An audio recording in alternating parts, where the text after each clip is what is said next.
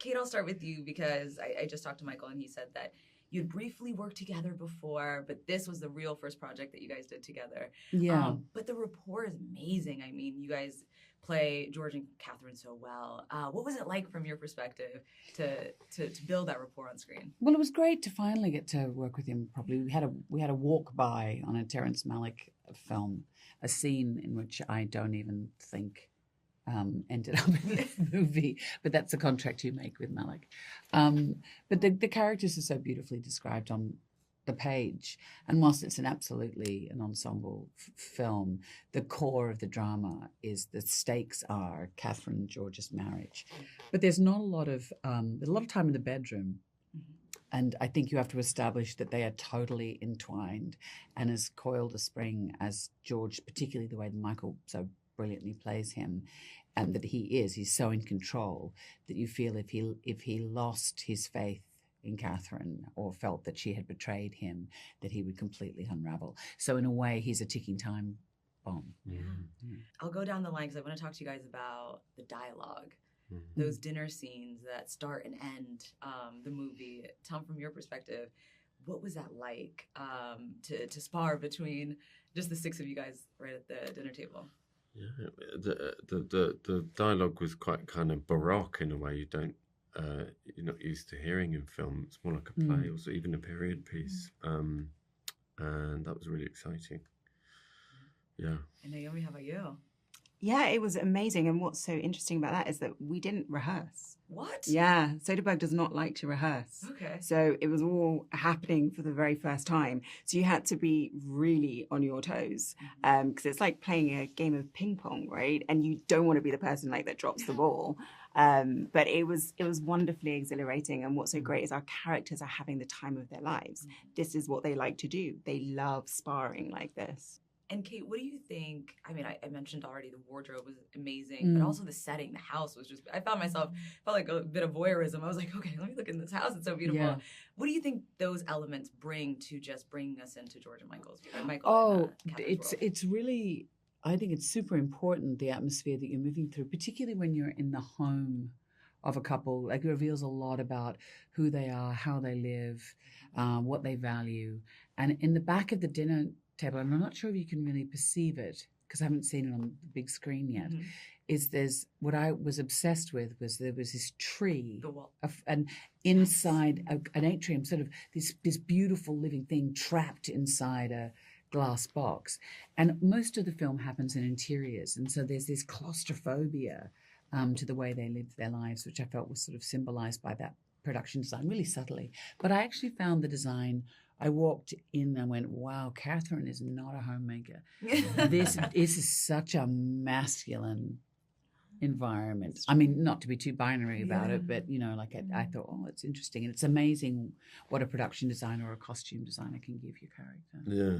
Like everything was so placed. Yes. And so kind of presented, which feels right. Yeah. You definitely do notice it. And I was trying to figure out how to get it in my house. I'm like, yeah, no, it's not going to work. So. And Naomie, you're in the spy world, obviously, the 007 world. Did you bring any of that in with you, or is this completely different? Well, it was nice to have some of the research that I'd already done, like, not working with them, but getting the opportunity to interview spies, so that was really great that I had an insight into that world. But the great thing about my character is she's not actually a spy. She's part of the world, but she's an outsider observing because she's the therapist that, keeps them on their mission and mentally healthy in a very unorthodox way. Yeah. And Tom and Cate, you guys were just together for the opening night of the Seagull. What is that like to be able to, because it's such a unique experience to be able to like share a stage with someone and share a set. Not many people get to do that. So Tom, from your perspective, what was that like? Well, I think the more you work with people, it does, there's a lot in our job where, chemistry, I think, is about trust.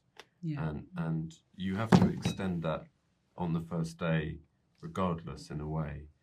And it's, and sometimes you go, oh, I don't know. But then you work with people more and more, and that trust becomes absolutely foundationally based in your experience as well as whatever notions you have of that person to begin with.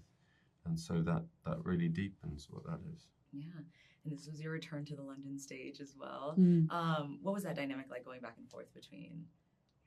Oh, look, I love it. I hadn't been on stage since just right before COVID, and I never want to leave it too long because Steven, I'm very inspired by Soderberg because he's got such a well-honed sense of his audience. You know, he's very clear that he was making a movie, not a film, and he wanted people to see it in the cinema, and that was top of mind for him when he was making it. But I often feel, as an actor, quite dislocated from an audience when you're working in film. You don't know how many people have seen it, how they've seen it, whether they've enjoyed it.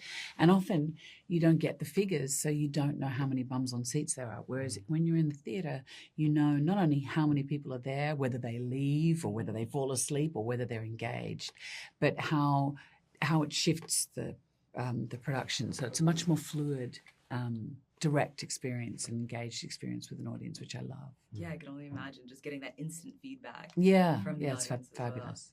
Well. What was the most difficult scene for you guys to shoot? Because I know you obviously have the office scenes, you have the home scenes, and then the scenes between you two. Any particular scene stand out?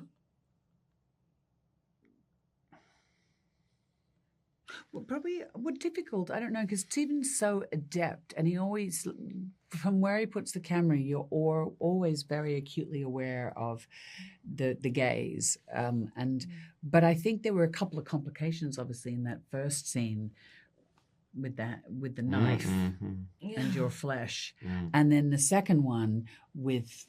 I don't want to give things away, but it gets a bit violent. And so it was just how we were going to execute that and react to it. But by then, we'd been working together for so long. So, yeah. I don't want to give that scene away because I feel like people need to witness it in real time. But talk to me about just the comedy that's intertwined in there. Just like you get these... The wit, Yeah, the wit that you get. And how it just adds so much and drives the story and the pacing as well. I don't know what it says about me. I always find comedy where there's an element of cruelty, just in terms of the kind of things human beings inflict on each other, even when it's the person they love most in the world, and those kind of little darts that get thrown. That always amuses me the most. So the fact that it was that kind of comedy was great. Yeah. And you throw a few jabs yourself. Comedic jabs. Yes. Do I? Oh, against hilarious. James from Oh. It's more like, putting him in his place. Yeah. We had great fun with that, actually, because we just basically stayed kind of in character in terms of our relationship. So we were just always putting each other down the whole time, which I loved. I was busting his chops. I was like, I tried to dispel the James Bond rumors, but then when I saw you two, I was like, you know what, maybe she should drag him into the universe. Thank you guys so much for your time. I appreciate it. Thoroughly enjoyed this.